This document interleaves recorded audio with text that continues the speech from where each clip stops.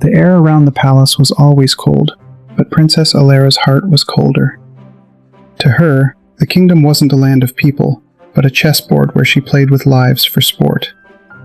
One evening, a mysterious merchant arrived at the court, cloaked in shadows and carrying an artifact wrapped in tattered velvet. He presented a mirror etched with ancient, pulsing runes. "This mirror," the man whispered, his voice like dry leaves, "does not show the face. It shows what the world refuses to see." Driven by vanity and a hunger for power, Alara bought it instantly, never realizing that some reflections are better left in the dark. When the palace fell silent that night, Alara unveiled the glass. At first she saw only her flawless skin and piercing eyes, but then the surface began to ripple like black oil.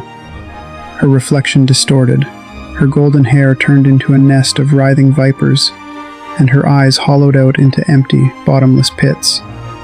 A sudden, agonizing sting pricked her skin. It was her own greed manifesting as physical rot.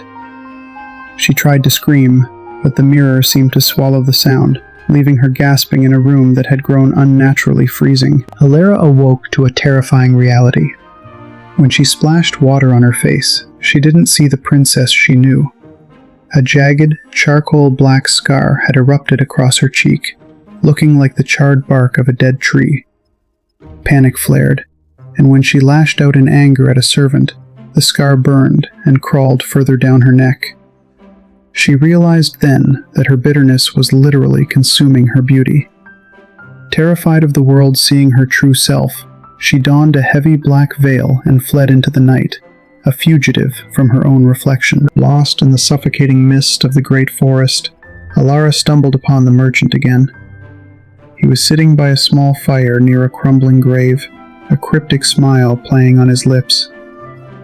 Alara fell to her knees, sobbing, "Take this curse back.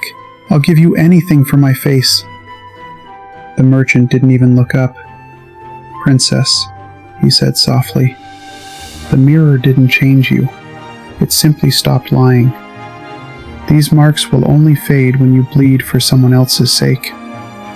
The path back is paved with the pride you must break." As she wandered, Alara heard a desperate cry.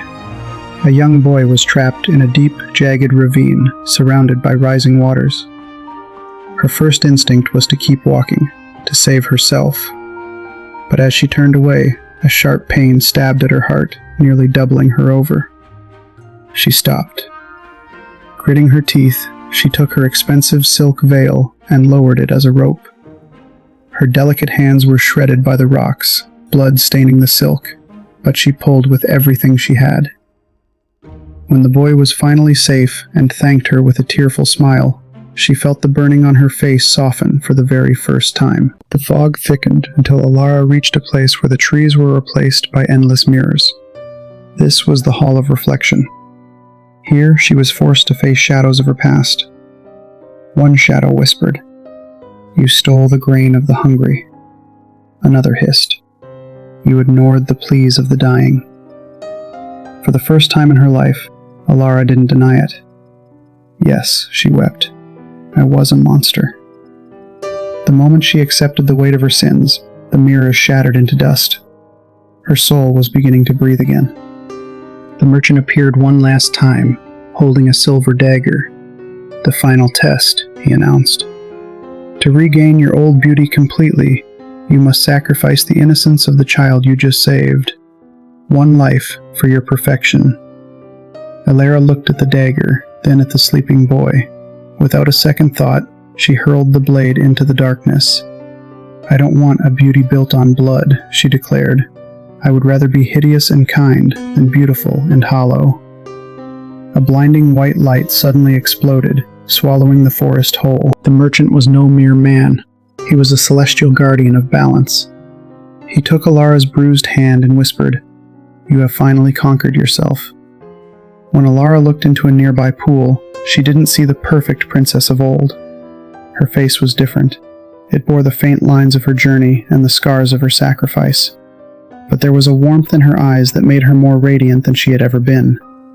The darkness was gone, replaced by a soft inner glow. Alara returned to the palace, but she didn't go to the throne.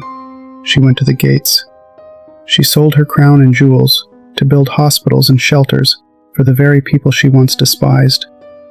The kingdom watched in awe as their Iron Princess became their greatest protector. She moved through the streets without a veil, and though she wasn't the flawless porcelain doll she used to be, the people saw her as the most beautiful woman they had ever known. In the final scene, Alara places the Mirror of Souls in the main hall of the palace. It is no longer covered in velvet. Anyone who enters the palace is invited to look into it. Alara stands before it every day, not out of vanity, but as a reminder that a person's true worth is never found on the surface. The story ends with a sweeping shot of the kingdom at peace, as Alara looks into the glass and finally smiles at the woman looking back. The moral: true beauty is not found in the symmetry of a face, but in the purity of a soul. Pride makes us ugly, but empathy and sacrifice create a radiance that time can never fade.